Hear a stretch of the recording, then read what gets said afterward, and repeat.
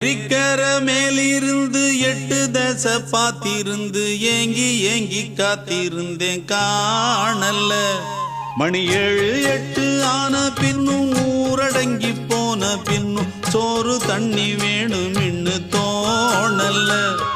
என் தெம்மாங்கு பாட்டை கேட்டு தென்காத்து ஓடி வந்து தூதாக போக வேணும் அக்கறையில். நான் உண்டான ஆசைகளை சொல்லாம பூட்டி வச்சு உள்ளார வாடுறேனே இக்கரையில. நான் ஏறிக்கர மேலிருந்து 8 தசை பாத்திருந்து ஏங்கி ஏங்கி காத்திருந்தேன் காணல்ல.